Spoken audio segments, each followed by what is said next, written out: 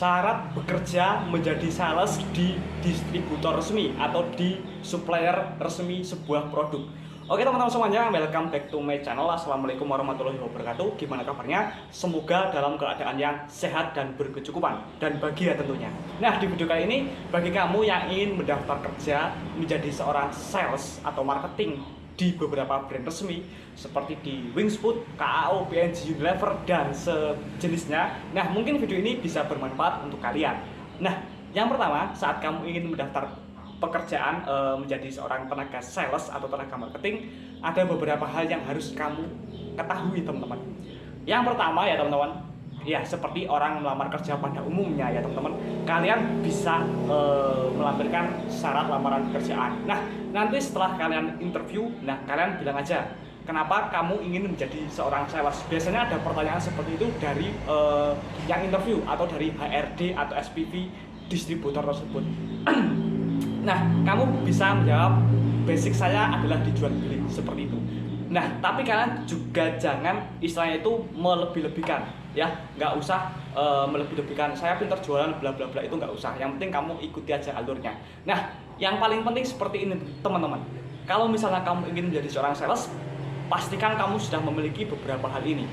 Yang pertama, kamu memang mempunyai basic seorang sales, teman-teman. Nah, mempunyai basic seorang sales itu akan mempermudah kamu jika kamu ingin menjadi seorang sales resmi di distributor.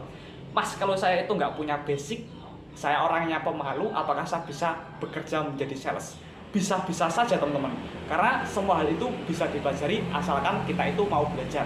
Nah, tapi kalau misalnya kamu sudah punya basic sendiri, wah, saya suka berinteraksi dengan orang lain, saya suka berkomunikasi dengan orang baru, nah itu lebih mempermudah pekerjaan kamu, seperti itu, teman-teman. Nah, terus berikutnya, yang kedua yang harus kamu siapkan jika ingin jadi sales, kamu harus pintar dalam berhitung, teman-teman, ya. Karena yang namanya sales itu adalah kita melakukan transaksi jual beli ya, teman-teman. Jadi kalau misalnya kamu pintar berhitung, ini mungkin tips ini apa ya, bisa dibilang, wah ini seperti ngomongin anak kecil, tapi banyak yang hancur gara-gara hal sepele ini. Saya jelaskan seperti ini. Yang namanya sales itu adalah melakukan transaksi ya, teman-teman. Biasanya banyak sekali kejadian kasus sales itu nombok. Kenapa bisa nombok? Jadi misalnya gini, saya membawa produk rokok 100 slop misalnya. Nah, ini laku 70 slop, sisanya 30 slop. Kenapa kok uangnya kok kebanyakan? Kenapa kok uangnya kok lebih sedikit? Kayak gitu, teman-teman. Jadi biasanya itu terjadi gesek. Nah, maka dari itu keterampilan dalam menghitung itu juga sangat penting sekali, teman-teman. Ya, tapi kalau misalnya kalian itu nggak jago hitung, kalian bisa menggunakan alat bantu, kalkulator atau handphone ya, teman-teman. Nah, pastikan saat kalian bertransaksi, kalian selalu catat transaksi kalian menggunakan nota, teman-teman. Nah, jadi fungsinya nota seperti ini. Saya kasih tahu ya, teman-teman. Fungsinya nota apabila terjadi gesek ya antara sisa barang yang kalian bawa dengan jumlah uang yang kalian setorkan, kalian bisa cek di nota kalian. Apakah tadi kalian salah ngasih harga, ataukah kalian itu salah ngasih uang kembalian, atau faktor lainnya. Pastikan nota kalian itu nota karbon yang 3 lapis ya. Jadi saat kalian mencatat transaksi di nota tersebut, yang warna putih dikasihkan sama konsumen atau pembeli, dan yang nota pink sama warna kuning itu buat rangkap kalian. Jadi buat bukti ya, teman-teman, seperti itu.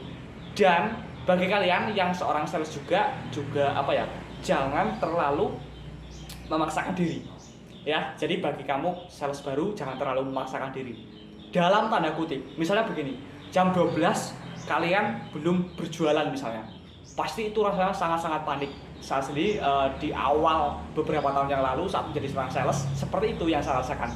Wah, ini belum dapat omset, gimana nih, saya nanti pulang kantor habis sama SPV saya dan lain sebagainya. Tapi tenang ya, teman-teman, karena apa ya, karena kalau misalnya kalian memaksakan diri, justru akan semakin hancur.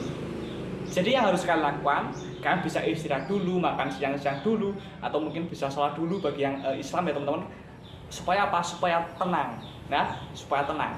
Karena saat kita menawarkan produk ya kepada siapapun itu, kalau misalnya kita itu posisi keringetan, posisi bau badan, posisi gerusa-gerusu ya, teman-teman, itu tidak akan terjadi closing ya. Saya berani bertaruh ya, teman-teman, pasti nggak akan terjadi closing. Maka dari itu untuk meminimalkan penolakan, nah kalian bisa relax dulu, kalian makan dulu. Nah kalian istilahnya lebih tenang ya teman-teman, kalian bisa lebih tenang dulu, nah barulah kalian bisa melanjutkan perjalanan kalian lagi, seperti itu. Itu adalah beberapa hal yang harus kalian miliki jika ingin mendaftar menjadi seorang sales. Dan ada satu poin penting lagi, kamu harus bisa mengendapkan atau mematikan perasaanmu. Ini yang susah.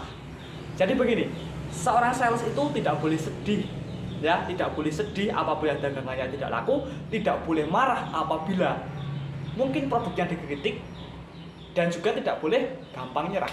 Jadi kita benar-benar mentality kita, psikologi kita itu dilatih benar-benar jika kita terjun ke dalam dunia sales.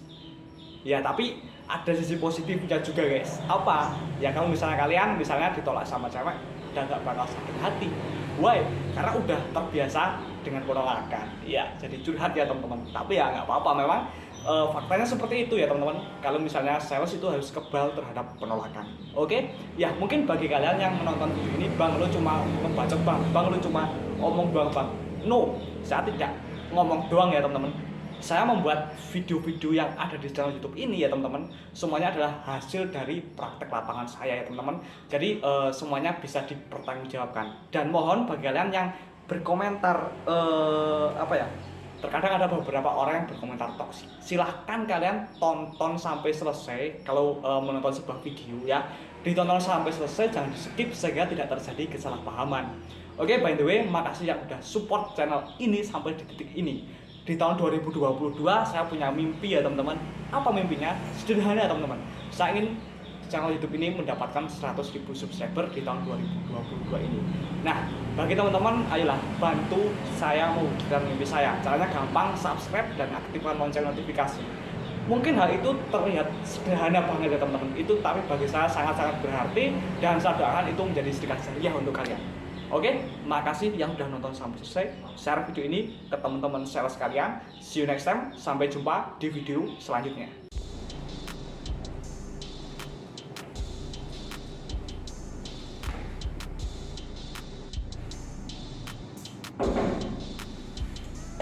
Halo teman-teman, nama saya Fitrian Pamudi. Saya seorang experienced sales trainer. Masyarakat kita, masyarakat Indonesia masih menganggap bahwa sales adalah profesi yang tidak menjanjikan. Padahal itu adalah salah. Sales adalah profesi yang paling menjanjikan. Ya, kuncinya itu sederhana. Kalau kita ingin mendapatkan untung banyak, kita hanya perlu berjualan lebih banyak, teman-teman ya.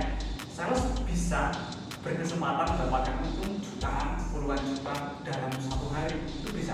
Kalau dia bisa menjual produknya lebih banyak daripada